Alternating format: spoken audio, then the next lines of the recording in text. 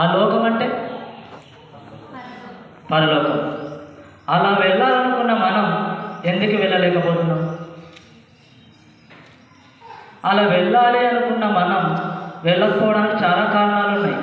ఎందుకంటే మనం దేవుడిని విడిచి తిరుగుతాం, దేవుని సన్నిధానాన్ని వదిలేస్తాం. సోమవారం ఉండదు, మంగళవారం ఉండదు, బుధవారం ఉండదు, ఆదివారం ఉండదు. ప్రతిరోజు రకరకాలైన మనుషులను కలుస్తాం, రకరకాలైన మాటలు మాట్లాడుతుంటాం. అలాగే మాట్లాడుతుంటాం. మన మాటలు అయిపోగానే రోజులు మాత్రం ముందర గడుస్తూనే ఉంటాయి. ఇది ఒక కారణం అయితే, ఇంకో కారణం అంటే ఏంటంటే దేవుడి ఎదుట మనము చాలా రోతగా ఉన్నామంట. దేవుడి ఎదుట మన యొక్క నేచర్ ఎంత అగ్లీగా ఉందంటే చాలా రోతమైన జీవితంతో బ్రతుకుతున్నామంట మనం.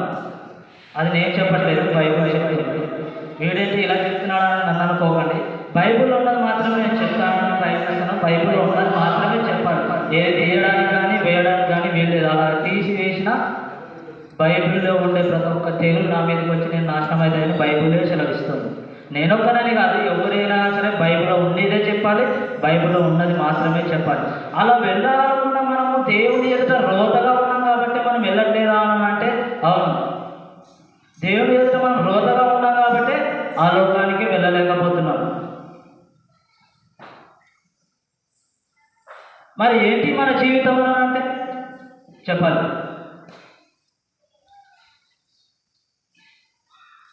మనం అంటాం అలా కాదండి, మేము దేవుడి దగ్గర చాలా బాగున్నామని అనుకుంటాం మనం. కానీ దేవుడు అంటాడు, మీరు తెరిచిన సమాధులు రా అబ్బాయి అని అంటాడు దేవుడు. కాదు ప్రభు, నేను సండే కరెక్ట్ టయానికి చర్చికి వస్తాను, సమయానికి వచ్చి నేను పాటలు పాడతాను, చర్చి సమయాల్లో నేను పనుల్లో నేను పాల్గొంటాను, ఇలాంటి సభలో నేను కింద మీద పడి పనిచేస్తాను అంటే దేవుడు ఏమంటాడంటే, మీరు నాకు నచ్చర్రా అబ్బాయి అని అంటాడు దేవుడు. ఏమంటాడు?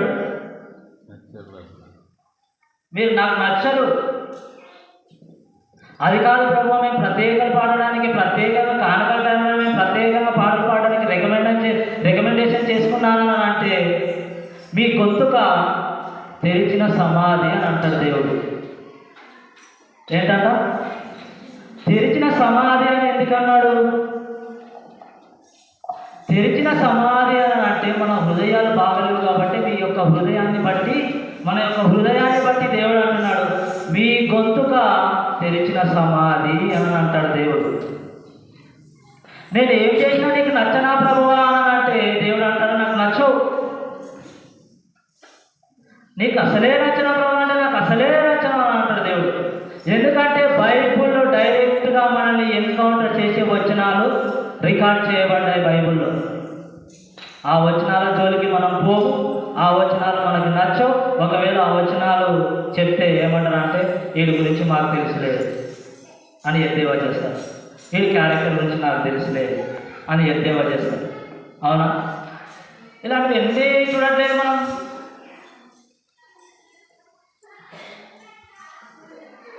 మన నీచమైన బ్రతుకులను దేవుడు రికార్డ్ చేయబడ్డాయి బైబిల్లో అని చెప్తున్నాడు దేవుడు.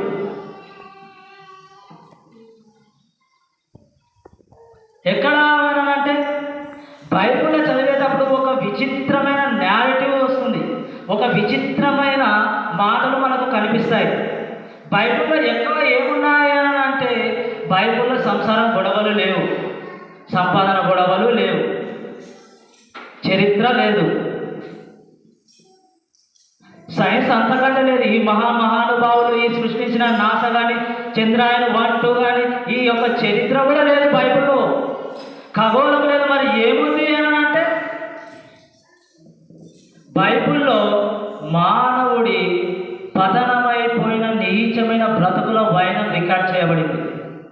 ఏం చేయబడింది? పతనమైపోయిన మానవుల నీచమైన బ్రతుకులు బైబిల్లో రికార్డ్ చేయబడ్డాయి.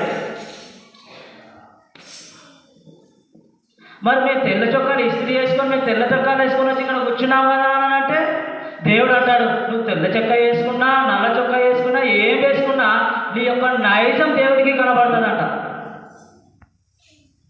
అది కాదండి, మేము 5,000 పెట్టి 10,000 పెట్టి మేము పట్టు చీర కట్టుకొని వచ్చి ఇక్కడ కూర్చున్నాము అని అంటే, నా నెక్లెస్ కొలిచి పెట్టుకొని వచ్చి ఇక్కడ కూర్చున్నానంటే అవేవి దేవునికి కనబడ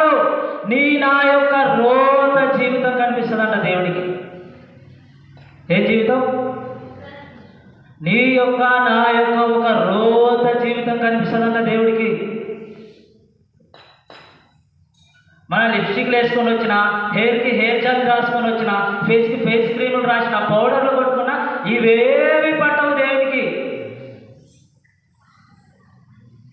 ఎన్ని చేసినా ఏం చేసినా దేవుడికి ఇవేవి పట్టవు. దేవుని ఎదుట పతనమైపోయిన ఈ రోత జీవితం కనిపిస్తుందంట దేవుడికి. ఏం కనిపిస్తుంది? చెప్పాలి అందరు. ఈ రోత జీవితం కనిపిస్తుందంట.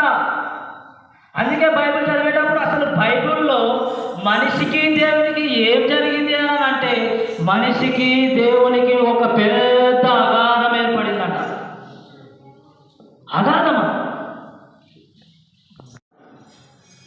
ఆ అగాధం వల్లే మనిషి ఇక్కడ నుండి అక్కడ పోలేకపోతున్నాడు అని అంటే అవును. ఈ అగాధం వల్లనే మనిషికి దేవునికి మధ్య ఘర్షణలు జరుగుతున్నాయా అంటే అవును. ఈ అగాధం వల్లనే మనిషి అక్కడ పోలేకపోతున్నాడు. ఎందుకు అలా పోలేకపోతున్నాడు మనిషి? కొన్ని విషయాలేమో కొందరేమో సంసార జీవితంలో కొట్టుకొని పోతున్నారు, మరేమో కొంతమంది సంపాదించింది హాస్పిటల్ చుట్టూ తిరుగుతూ, సంపాదించి మొత్తం హాస్పిటల్ చుట్టూ తిరుగుతూ దాన్ని ఖర్చు చేస్తున్నారు. మరికొందరేమో కాళ్ళు మూళ్ళు పనులు అంత కరిగిపోయేంత పుట్టిన పిల్లలనే సాగడానికి సగ జీవితం అయిపోతుంది. అయిపోవట్లేదా? ఈ జీవితం అంతా ఎట్టబోతుంది అంటే వ్యర్థంగా అయిపోతుంది ఈ జీవితం. మరి దేవుడి కోసం ఏం పెట్టాలా బాబు? ఏ జీవితం నువ్వు గడిపావంటే శూన్యం. ఇన్ని సంవత్సరాలలో నువ్వు ఏం నేర్చుకున్నావు అని ఎవరన్నా అడిగితే తెల్ల మొక్కలు వేసుకుంటావు.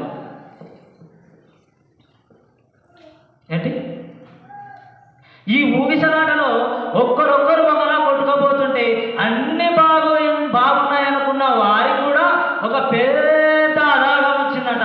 అగాధం. ఆ అగాధం వచ్చేసిందంట అడ్డం. ఏంటి ఆ అగాధం? అగాధం అగాధం అగాధం. ఈ అగాధం అంటే ఏంటి?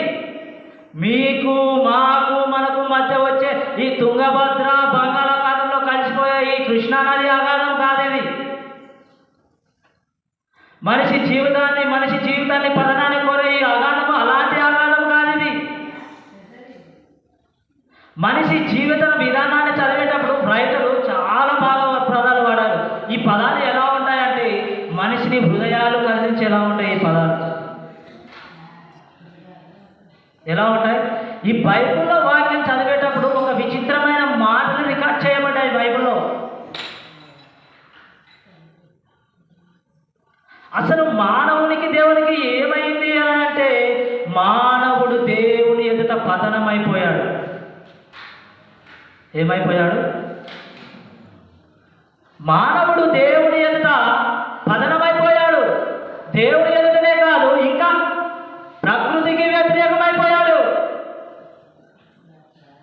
అసలు మానవుడు ప్రకృతికి వ్యతిరేకమైపోయాడు. మరి ఇంకెవరికి వ్యతిరేకమైపోయాడంటే మనుషులకే సఖ్యత లేని విధంగా వ్యతిరేకమైపోయాడు మనుషుడు. తనతో తానే సఖ్యత లేని విధంగా ఒక ద్వంద్వ స్వభావాన్ని పట్టుకొని ఒక తనతో తానే ద్వంద్వ స్వభావంతో మనుషుడు ఫైట్ చేస్తున్నాడు ఈరోజు. అసలు ఎలా ఉన్నాయి ఇవి?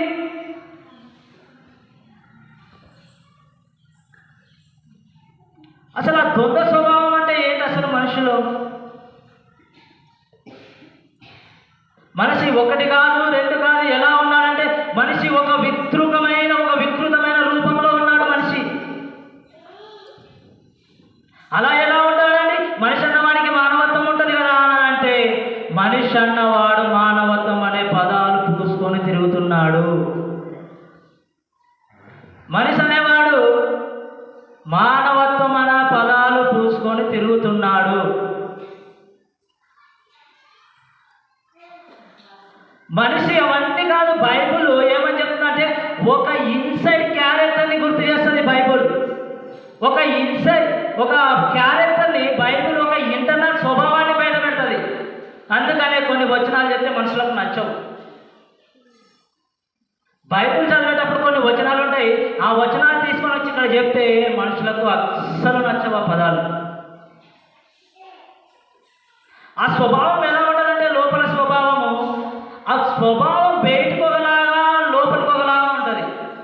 లోపల ఒక స్వభావం ఉంటుంది, మనుషుడు బయటకు ఇంకొకలాగా మాట్లాడుతుంటాడు. మనుషులు లోపల స్వభావం వేరేలా ఉంటుంది, బయట ఇంకో స్వభావం ఉంటుంది. ఇక్కడ వచ్చి పాటలు పాడతాం, కానీ టెంపర్ వేస్తే అదే నోటితోనే బూతులు మాట్లాడతాం. అవునా? చెప్పాలి, సైలెంట్ ఉండదు, చెప్పాలి అడిగిందా. ఇక్కడ వచ్చి పాటలు పాడతాం, వాక్యాలు చెప్తాం, కానీ టెంపర్ వేస్తే అదే నోటితోనే బూతులు మాట్లాడతాం.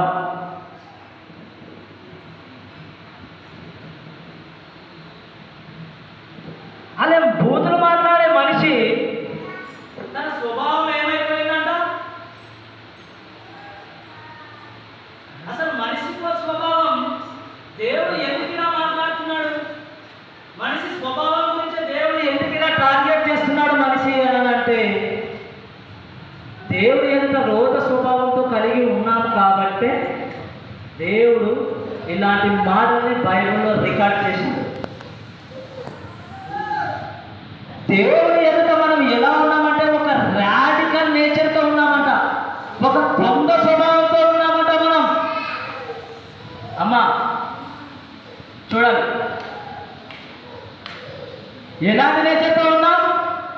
దేవుని ఎదుట ఒక రాడికల్ నేచర్తో, ఒక ద్వంద్వ స్వభావంతో మనం దేవుని ఎదుట ఉన్నామంట. బైబిల్ చెప్తుంది ఇక్కడ. బైబిల్ అంటే ఇది ఒక రాడికల్ నేచర్తో ఉన్నారా బాబు నువ్వు అని, ఒక ద్వంద్వ స్వభావంతో ఉన్నారా బాబు అని ఒక బైబిల్ చెప్తుంది. వచనాలు ఎక్కడ ఉన్నావా అంటే ఒకసారి వెళ్దాం, చూద్దాం. ఇర్మియా గ్రంథం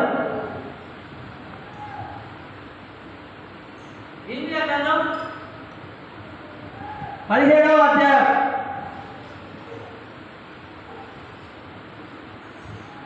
9వ వచనం. హృదయం అన్నిటికంటే మోసకరమైనది, అది ఘోరమైన వ్యాధి కలది, దాన్ని గ్రహింపగలవాడు ఎవడు? ఏమైందంట? హృదయం ఘోరమైనది. ఈ హృదయం ఎవరిది? నీ హృదయం నీకు, నా హృదయం నాకు. ఈ హృదయం ఏమైందంటే ఒక ఘోరమైన స్వభావంతో ఉన్నది. ఇది వ్యాధి గలది ఈ హృదయం. హృదయం అనగానే ఎవరిదో అనుకోకండి, ఎక్కడో బయట ఉన్నారనుకోకండి, ఇక్కడ మన వాళ్ళదే, మనదే. ఈ హృదయం ఎవరిది అని అంటే మనదే ఈ హృదయం. దేవుడు ఎక్కడో ఉన్న వాళ్ళ గురించి మాట్లాడలేదు, ఇక్కడ ఉన్న వాళ్ళ గురించే మాట్లాడుతున్నాడు దేవుడు.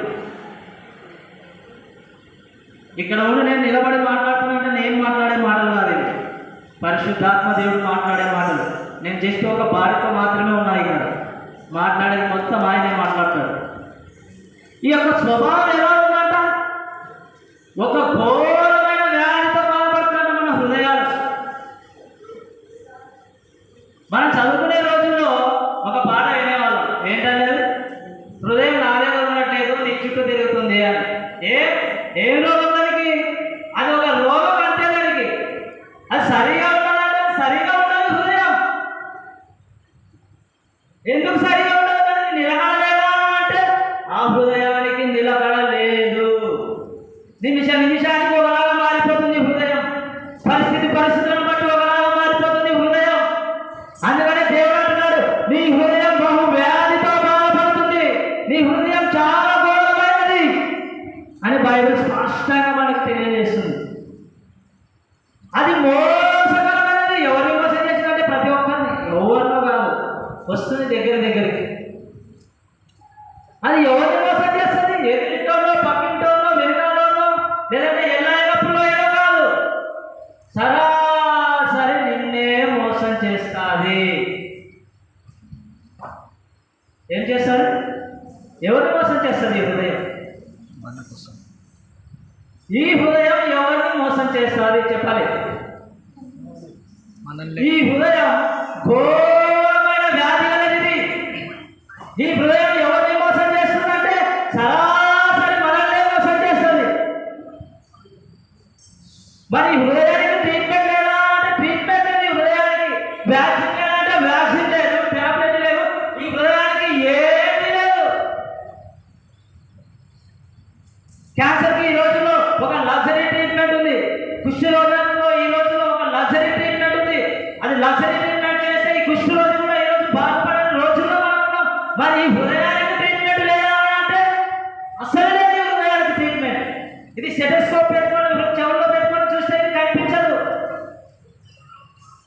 ఇది టాబ్లెట్ మింగితే హృదయానికి పని చేయదు.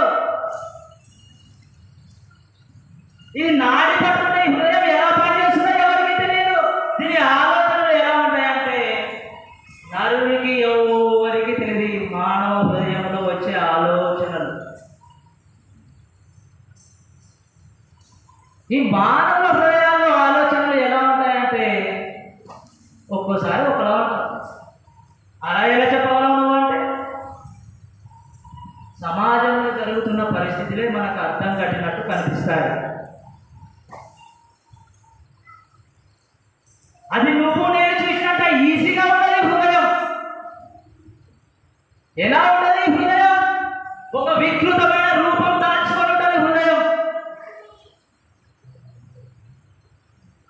ఇక్కడ స్టేజ్ ఎక్కి పాటలు పాడినా, ఇక్కడ కూర్చొని పాటలు పాడినా, ఇక్కడ స్టేజ్ మీద వచ్చి వాక్యాలు చెప్పినా ఎవరికి అంత ఈజీ కాదు హృదయం కనిపించడానికి దాని హృదయంలో ఆలోచనలు. ఈ హృదయంలో ఆలోచనలు ఎవరికి అంత పడతావు. అది సాలే పురుగు గూడు కట్టుకున్నట్టు హృదయంలో గూడు కట్టుకొని ఉంటుంది. ఎలా ఉంటుంది? ఒక పురుగు హృదయంలో గూడు కట్టుకొని ఎలా ఉంటుందో అలా ఉంటుంది హృదయం. ఈ మాటలు కాస్తంత హృదయాన పడితే చాలా భయం వేస్తారు. ఎలా? సమాజంలో ఒకరొకరు ఒక విధంగా ప్రవర్తించే విధానం అక్కడ జరిగేది ఇక్కడ కూడా జరుగుతుందేమని కాస్తంత హృదయాన పడితే భయం వేస్తుంది. ఈ ప్రపంచంలో మనల్ని మోసం చేసేది ఎవరంటే, అసలు ఈ ప్రపంచంలో మనల్ని భయపెట్టేది ఏది అంటే వైరస్ కాదు, వ్యాధులు కాదు, రోగాలు కాదు, మనుషులు కాదు, శత్రువులు కాదు.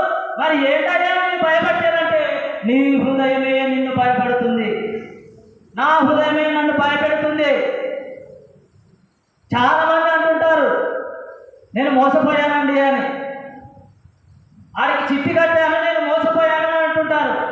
ఫలానా వ్యక్తి నేను ప్రేమించానండి నేను మోసపోయాను అంటుంటారు. ఫలానా వ్యక్తిని నేను పెళ్లి చేసుకొని నిలువెల్లా మోసపోయానని అని అంటుంటారు. తప్పపోతే మళ్ళీ సంపాదించుకోవచ్చు, ప్రేమించిన వాళ్ళు పోతే ఇంకో వాళ్ళు చూసుకోవచ్చు, పెళ్లి చేసుకున్న వాళ్ళని మోసం చేసిపోతే ఇంకో వాళ్ళు చేసుకోవచ్చు, ప్రాణం అయితే పోదు. కానీ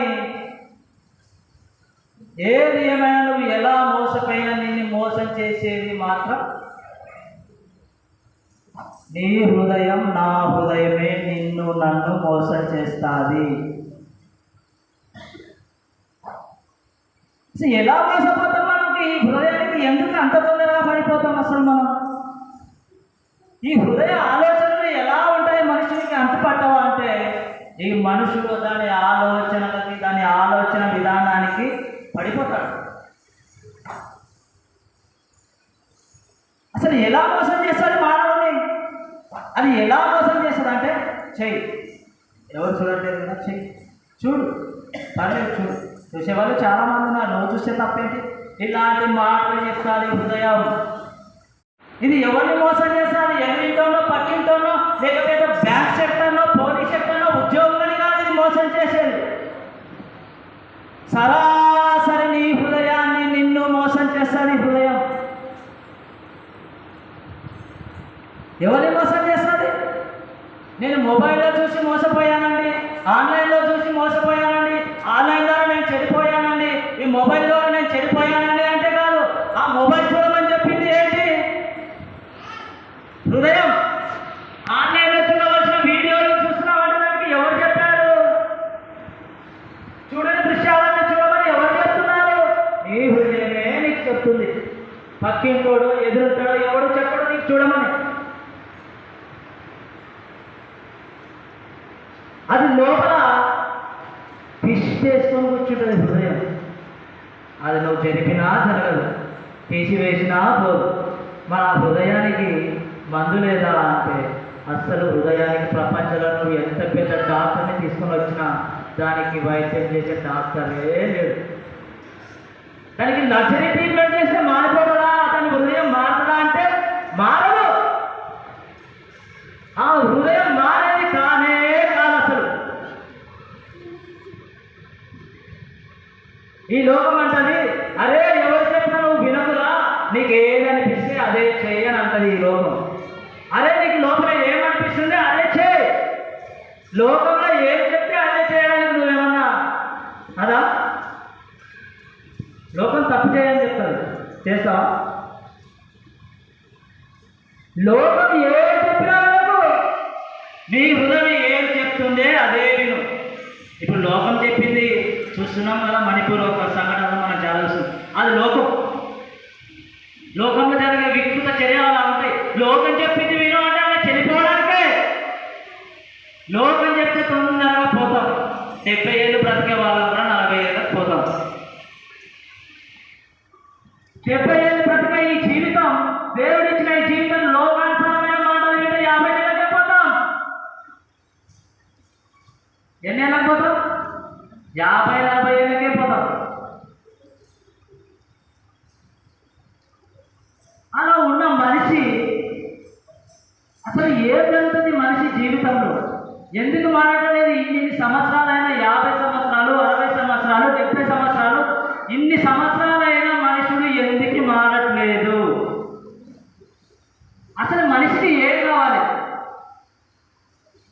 మనిషి ఏం చేస్తే మారతాడు?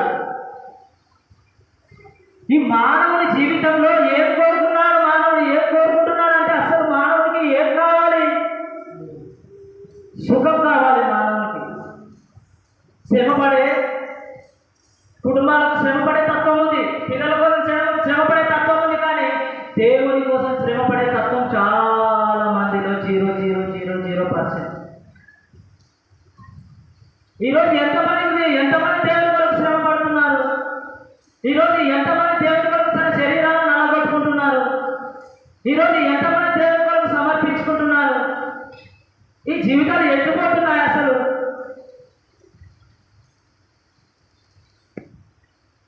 ఒకసారి హృదయం తెరిచి చూస్తే దేవునికి ఎలా కనిపిస్తుందంట అంటే చాలా రోతగా కనిపిస్తుందంట దేవునికి మన హృదయం. అసలు ఏంటి దేవునికి అసలు మనం నచ్చమా అంటే అస్సలు నచ్చమంట మనం దేవునికి. అసలు ఎందుకు నచ్చం మనం దేవునికి? ఇన్ని పనులు చేస్తున్నాం, ఇంతగానో చర్చకు వస్తున్నాం, ఇన్ని పాటలు పాడుతున్నాం, ఇన్ని వాక్యాలు వింటున్నాం, ఇంతగానో దేవుడి పనుల్లో మనం పాల్గొంటున్నాం. అసలు దేవుడికి ఎందుకు నచ్చట్లేదు మనం? ఇది పాయింట్. అలా ఉన్నారు, ఇలా ఉన్నారు, వీళ్ళు చిన్న పిల్లలు, పెద్దవాళ్ళు, నడి వయసులు, యవనస్తులు అనేది ఏమి లేదు. తిరిగి అలా క్యాలరీ తీసి ఎవరిని చూడకండి. ఏ చెట్టుకి వీచే గాలి ఆ చెట్టుకి వీస్తుంది. ఏ వయసులో చేసే తప్పులు ఆ వయసులో చేస్తారు. ఎందుకు హృదయం ఎవరికి అర్థం కాదు మానవులకు? ఈ హృదయానికి ఎవరికి ఎలాంటి బిస్కెట్ అయ్యాలో దానికి బాగా తెలుసు. ఎవడు ఎలా పడిపోతాడో, ఎవడు ఏ దానికి పడిపోతాడో, ఎవరు ఎలా దిగజారుతారో ఆ హృదయానికి బాగా తెలుసు. దిగజారడానికి, మనిషిని దిగజారడానికి ఏదైనా చేసిన ఈ హృదయం. దేవుడి యందు నిలబడలేని జీవితాన్ని చేసిన సార్ ఏం జరిగింది క్లియర్గా చెప్పండి అని. నేను ఎంతో అల్లారుముద్దుగా ప్రేమించానండి నా కూతురిని, ఎంతో ప్రాణంగా చూసుకున్నాను. అలాంటిది ఎవడో అనామకుడితో వెళ్ళిపోయింది, ఒక పనికి మాలిన వాడితో వెళ్ళిపోయింది. మా అమ్మ చనిపోయిన తర్వాత నాకు అమ్మ పుట్టిందని ఎంతో సంతోషపడ్డాను. పుడి నడకలు వేస్తుంటే ఎంతో మా అమ్మ నా ఇంట్లో నడుస్తుందని ఎంతో సంతోషపడ్డాను. ఇంట్లో గలగలా నడుస్తుందని బంగారు పట్టిని చేయించాను. నా బిడ్డను చూసి నేను ఎంతో ప్రౌడ్గా ఫీల్ అయ్యాను అని అన్నాడు. 10th క్లాస్ పాస్ అయితే ఊరు వాడు సంబరాలు చేసి భోజనాలు పెట్టించాను. అలాంటిది ఎవడో తెలియని వాడితో వెళ్ళిపోయిందండి అని బుల్లుగా ఇచ్చాడు. ఆ పక్కన ఉన్న ఆయన అన్నాడు, సార్ జరిగిన తప్పుని మనము పూడ్చలేము, మనమే ఒక మెట్టు దిగి నీ కూతురు ఎక్కడుందో తెలుసుకోండి, మాట్లాడండి, ఇంటికి తీసుకురండి. నీ అల్లుడికి సరైన హోదా లేకుండా నీ యొక్క హోదాకు తగ్గట్టు నీ అల్లుడికి మంచి వ్యాపారం పెట్టించండి, ఒక బిజినెస్ పెట్టించండి, నీ డిగ్నిటీ తగ్గట్టు నీ అల్లుడిని మలుచుకోండి అని చెప్పాడు. సరే ఏనన్నాడు, మంచి మాటలే చెప్పాడు కదా అని వెళ్ళాడు. వెళ్ళిన తర్వాత ఒక వారం, ఒక నెల రోజులకి కాల్ వచ్చింది, డాడీ నేను ఒక పలానా లాడ్జిలో ఉన్నా, పలానా రూమ్లో ఉన్నా, పలానా డ్రెస్ వేసుకున్నా డాడీ అని. ఆయన ఏడుస్తూ కన్నీళ్లు తుడుచుకుంటూ వేసుకున్న చొక్కని ఏ గుండి ఎక్కడ పెట్టుకున్నాడో తెలియదు, కాళ్ళు తన్నుకుంటూ ఆ మోటార్ సైకిల్ తీసుకొని వెళ్ళి ఆ లాడ్జి దగ్గర ఆపాడు, వెళ్ళి కాడికి వెళ్ళగొట్టాడు. కొట్టిన ఆయన ఒకడు బయటకు వచ్చాడు, వాడు మాట్లాడుతున్నాడు. వాడు మాట్లాడుతున్న ఆ నోటి నుండి ఆ స్మెల్, ఆ వాసనకి లోపల ఉన్నది కూడా బయటకు వచ్చేలా ఉందంట వాడికి. ఆడు చినిగిపోయిన బనీలు ఆ కళ్ళలోకి చూస్తుంటే ఈ నేను వచ్చింది రామిన పడేమో అనుకున్నాడు. ఆ ఎన్నబోతుంటే ఆ ఎన్నికల నుంచి ఆయన కూతురు వచ్చి, డాడీ నేను ప్రేమించింది ఈ వ్యక్తినే, ఈయనతోనే నేను వచ్చాను అని అన్నాడు. అప్పుడు ఆ పెద్ద ఆయన కొల్లున ఏడ్చి, నువ్వు బతికిన బ్రతికేంటి, ఈడేంటి, నీ అందమేంటి, ఈడేంటి, నిన్ను పెంచిన పెంపకం ఏంటి, ఈడేంటి, నువ్వొద్దు ఈడొద్దు, గోడాలు వెళ్ళి చావండి అని అక్కడనే వదిలేసి వచ్చాడు ఆ తండ్రి. అప్పుడు ఆ క్రిస్టియన్ విలువలు కలిగిన పెద్ద ఆయన, సార్ మీ కూతుర్ని వాడు మోసం చేయలేదు, ఎవడు మోసం చేయలేదు, నీ కూతుర్ని నీ కూతురు హృదయమే మోసం చేసింది అని అన్నాడు. ఏమంట? నీ కూతురి హృదయాన్ని నీ కూతురే మోసం చేయమని చేసింది. ఈ హృదయం చాలా మోసకరమైన ఒక వ్యాధితో బాధపడుతుంది. ఒకసారి మళ్ళీ చదవండి, మళ్ళీ చదువుదాం. హృదయము అన్నిటికంటే మోసకరమైనది, అది ఘోరమైన వ్యాధి గలది. ఈ హృదయము అన్నిటికంటే మోసం చేస్తుంది. ప్రపంచంలో అన్నిటికంటే మోసం చేసేది ఏంటి? ఈ హృదయం. స్పష్టంగా బైబిల్ చెప్తుంది. ప్రవక్త అయిన ఈమె రాస్తూ ఈ హృదయం చాలా ఘోరమైనదయ్యా, ఈ హృదయం మాట వినకని చాలా స్పష్టంగా చెప్తున్నాడు. అది స్టెటస్కోప్కి దొరకదు, నాడికి దొరకదు అసలు. మరి ఇంత రోగమైన జీవితంతో దేవునికి ఎదుట మనం ఎలా మంచిగా కనబడతాం? ఇంతమైన ఘోరమైన హృదయంతో మేము పెరిగి ఈ సొసైటీ, ఈ సమాజంలో పెద్దవాళ్ళ చలమని అయిపోయి పెద్దవాళ్ళగా మనం ఈ సమాజంలో ఉంటాం. అందరూ మంచిగా వివరిస్తాం, కానీ అందరం హృదయాలు రోత పట్టి ఒకలా ఉన్నామని బైబిల్ రాస్తుంది. హృదయం ఘోరమైనది, ఇది అందరినీ మోసం చేస్తుంది. నన్నే కాదు, ఇక్కడ ఉండే వాక్యాలు చెప్పే వాళ్ళనే కాదు, పాటలు పాడే వాళ్ళనే కాదు, జనాలనే కాదు, పని చేసే వాళ్ళనే కాదు, ఉద్యోగులనే కాదు, ఎవరినైనా మోసం చేస్తుంది ఈ హృదయం. చెడిపోయిన హృదయంతో మనం అందరం ఇక్కడ వచ్చి పాటలు పాడితే, ఇక్కడ స్టేజ్ మీద నిలబడి వాక్యాలు చెప్తే ఏమంటారో తెలుసా? రే కంపు కొట్టి వాసనతో ఉన్న పగల్పో అని అంటాడు దేవుడు. కంపు కొడుతున్నాను, నీ హృదయం బాగలేదు. తెరిచిన సమాధులను దేవుడు ఎందుకన్నాడు? ఒకసారి సమాధిని తోవి చూడండి, ఒకసారి ఏమొస్తుంది? బ్యాడ్ స్మెల్ వస్తుంది, చాలా ఘోరమైన స్మెల్. అది తీసుకోవడానికి కూడా వీలుపడదు. అలాంటి ఘోరమైన స్మెల్, అలాంటి మురికి వాసనతో మన హృదయాలు ఉన్నాయని స్పష్టంగా దేవుని వాక్యం చెప్తుంది. అసలు మన హృదయాలు మారవా? రోజు రోజుకి పెరిగిపోతున్నాయి ఈ సమాజంలో, రోజు రోజుకి పెరిగిపోతున్నాయి ఈ మోసాల్లో. మానవుడు తన హృదయాన్ని మార్చుకోవడానికి ప్రయత్నిస్తున్నాడంటే లేదు, రోజు రోజుకి హృదయం పోతూనే ఉంది. కానీ ఈ హృదయం రోజు రోజుకి పాడవుతుందే కానీ ఏమవుతుంది? అస్సలు మారడం లేదు. అసలు ఈ హృదయం దేవుడికి వ్యతిరేకం ఎందుకు అవుతుందంటే చెప్పనా? శరీరాన్ని కోరుకునే శరీరేచ్ఛలను బట్టే దేవుడికి హృదయం వ్యతిరేకమైపోతుంది. అదే విద్యా వ్యవస్థలో ఒక విద్యార్థి వచ్చి ఆ యొక్క విపత్తాయని అన్నాడట. ఆయన అంటే, సార్ మీతో నేను హృదయం ఇప్పి మాట్లాడాలని సార్, నా హృదయపూర్వకంగా నేను మీతో, నా హృదయాంతరాన్ని నేను మీతో మాట్లాడాలని ఉంది సార్ అని అంటే, అబ్బాయి చిత్ర అబ్బాయి అని అన్నాడు. సార్ నాకు వచ్చే ఈ ఆలోచనలు ఉన్నాయే, నా థింకింగ్స్, ఇవి బయట పెడితే నా తల్లిదండ్రులే నన్ను చంపేస్తారు సార్ అన్నాడు. రే నువ్వు చెప్పి బయటపడ్డావు, చెప్పక వాళ్ళు అలా ఉన్నారు అని అన్నాడు. అంటే కొంచెం చెప్పి బయటపడితే చెప్పక మనసులో దాచుకున్న వాళ్ళు ఎంతోమంది సమాజంలో బయటికి చెప్పరు తన హృదయంలో ఏముందో.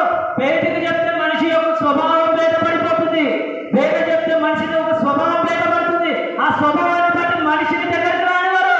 అందుకని మనిషిని హృదయంలో ఉండే ఆలోచనలను ఎవరు కనుక్కోలేడు, ఎవరు బయటికి పెట్టాడు. బయట పెడితే అసలు ఏమవుతుంది? ఎవరు చూడరు, ఎవరు దగ్గరికి రానివారు. మనం అనుకుంటాం ఆడు తప్పుడు వ్యక్తి రా, నేను మంచిగా రా అని అనుకుంటాం. కానీ దేవుడి దగ్గర పోయి నిలబడితే రే మీరందరూ ఒకేలా ఉన్నారు, చెడిపోయిన హృదయంతో కంపు కొట్టి నా ముందర ఉన్నాడు, ఎన్నుకున్న నా దగ్గర నుంచి అని అంటారు దేవుడు. ఒకసారి కీర్తనల గ్రంథం తీయండి. కీర్తనల గ్రంథం 10వ అధ్యాయం 1వ వచనం చదవండి. దావీదు రాసిన గ్రంథం కీర్తనల గ్రంథం 10వ అధ్యాయం 1వ వచనం. యెహోవా నీవెందుకు నాకు దూరంగా నిలుచుచున్నావు? ఆపత్కాలంలో నీవెందుకు దాగి ఉన్నావు? యెహోవా నాకెందుకు నీవు దూరంగా నిలుస్తున్నావు అంటే, ఘోరమైన మోసమైన హృదయంతో నీవుంటే నీ దగ్గర దేవుడు ఎందుకు నిలుస్తాడు? కంపు పట్టే నీ హృదయం దగ్గర దేవుడు ఎందుకు నిలుస్తాడు? నీకు ఆపద వచ్చినప్పుడు ఆయన ఎందుకు ఆదుకుంటాడు? ఇలాంటి హృదయం కలిగిన జీవితంతో ఉంటే, ఇలాంటి జీవితంతో ఉంటే ఆయన ఎందుకు నీతో ఉంటాడు? ఆయన దూరం నిలవకపోతే నేను ఎత్తుకొని జోలపడబడతాడా? పడుకోరా నాయనా అని. నువ్వు నా ఎదుట నీతి న్యాయంగా ఉన్నావు, పరిశుద్ధంగా ఉన్నావు అని ఎత్తుకొని చూపడతాడా? మన హృదయాలు ఘోరమైనవి కాబట్టి ఆయన మనకు దూరంగా ఉన్నాడు. ఇన్ని సంవత్సరాలుగా ఇంత పెద్ద సంఘాన్ని కట్టుకున్నాము, ఇంత పెద్ద చర్చి కట్టుకున్నాం, వారం వారం వస్తున్నాం, మోకాల ప్రార్థన చేస్తున్నాం. మోకాల ప్రార్థన ఎవరికి కావాలి? నీ హృదయం లేనప్పుడు అని అంటాడు దేవుడు. నువ్వు మోకాలు లేచి నువ్వు ఏడ్చి ప్రార్థన చేస్తే నేను నీకు క్షమిస్తాను అనుకుంటున్నావు. నీ హృదయము సరిగా లేనప్పుడు నేను నీకు దూరంగానే ఉంటాను అంటాడు స్పష్టంగా. ఆపత్కాలంలో ఆయన ఎందుకు నిన్ను కనికరిస్తాడు? ఆపత్కాలంలో ఆయన నిన్ను ఎందుకు ఎత్తుకొని కాపాడుతాడు? అలాంటి సమయంలో అలా ఉన్నాం కాబట్టి మనకు ఆపదలు వచ్చినా, ఆకలిలు వచ్చినా, బాధలు వచ్చినా, కన్నీళ్ళు వచ్చినా, కష్టాలు వచ్చినా దేవుడు మనకి చాలా దూరంగా ఉన్నాడు. ఎంత దూరం అంటే ఆయన మన ప్రార్థనను కూడా వినలేనంత దూరంగా ఆయన ఉన్నాడు. అందుకే చెడిపోయిన హృదయాలతో మనం ఇక్కడ ఉన్నాం కాబట్టి మనకి ఆయన చాలా దూరంగా ఉన్నాడు.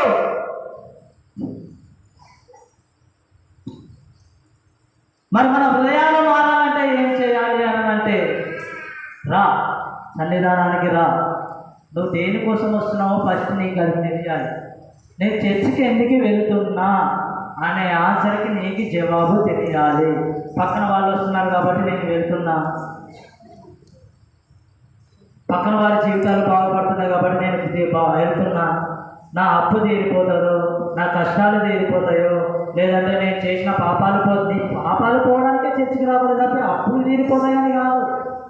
నువ్వు పరలోక రాజ్యం చేరాలని చర్చికి రావాలి, దేవుడిని నమ్ముకోవాలి. ఏదో అప్పు తీరుస్తాడని కాదు దేవుడిని నమ్ముకోవడం. నీ విశ్వాసం ఎలా ఉండాలంటే పరలోక రాజ్యాన్ని తీసుకెళ్లాలనే విశ్వాసంతో ముందరికి రావాలి. అందుకే సన్నిధానానికి రావాలి. ఇప్పటికీ చాలా మంది తెలియదు ఎందుకు చర్చకు వస్తున్నాము, ఎందుకు సన్నిధానానికి వస్తున్నామని. ఇది స్పష్టంగా తెలిసిన వాళ్ళు దేవుని సన్నిధానాన్ని విడువరు. నేను సన్నిధానానికి వెళ్ళి ఎలా ఉంటే దేవునికి నచ్చుతుంది, ఎలా ఉంటే దేవుడు నా పక్కన నిలబడతాడు, ఎలా ఉంటే దేవుడు నా భుజంపై చేసుకొని నా పక్కన నడుస్తాడన్న తెలిసిన వారికి సండే ఆదివారం చర్చిని వదలరు.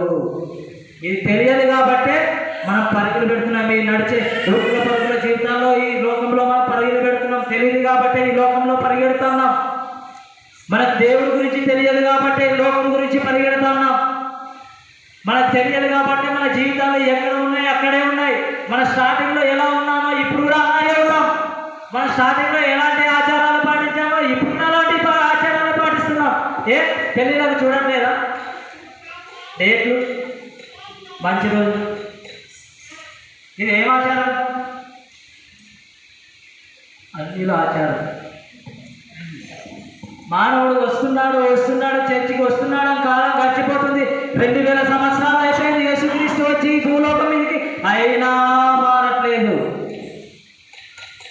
స్టార్టింగ్లో ఎలా ఉన్నామో ఇప్పుడు కూడా అలాగే ఉన్నాం, ఏమీ మారలేదు. ఈ లోకానుసారంగా వెళ్తున్నాం అంతే, పనులు చేసుకుంటున్నాం, మన కడుపు కోసం బతుకుతున్నాం, మన పిల్లల కోసం, మన కోసమే బ్రతుకుతున్నాం. పుట్టించిన దేవుడిని మాత్రం ఖచ్చితంగా మర్చిపోతాం. 100% కరెక్ట్. అవును, ఆదివారం చర్చికి రాకపోవడానికి మనకు బ్రతుకు తెరువు కావాలి, బ్రతకాలి, పిల్లల్ని పోషించాలి, కష్టపడాలి. ఇది మాత్రమే మన మైండ్లో రన్ అవుతూ ఉంటుంది. ఎప్పుడైతే మన జీవితం కష్టపడకూడదని బైబిల్ చెప్పట్లేదు. 6 రోజులు కష్టపడండి, 7 రోజులు సంవిధానం స్పష్టంగా దేవుడు బైబిల్ చెప్తుండే. అయినా మనం లోకానుసారంగా నడుస్తూనే ఉన్నాం. ఈ జీవితం ఆయన పెట్టిన భిక్షే. ఈరోజు మనం ఇక్కడ నిలబడ్డాము, ఇక్కడ ప్రాణాలతో ఉన్నామంటే దేవుడు పెట్టిన భిక్ష వల్లనే ఈరోజు ఇక్కడ కూర్చున్నాం, ఇక్కడ నిలబడ్డాం, ఇలాంటి చర్చి పనుల్లో పాల్గొంటున్నామంటే ఆయన పెట్టిన భిక్ష ఈ ప్రాణం. ఒక్కరోజు కనీసం మన జీవితంలో ఒక్కరోజు దేవుని సన్నిధిలో ఉండలేకపోతున్నామంటే ఎంత దౌర్భాగ్య స్థితిలో ఉన్నామో మనకే అర్థం కావట్లేదు. మర్చిపోయాం అంతే. మనం ఏం చేస్తున్నామో మన హృదయం మనకు తెలపదు అంతే. మరి మనం మారాలి అంటే ఏం చేయాలంటే పూర్ణ హృదయం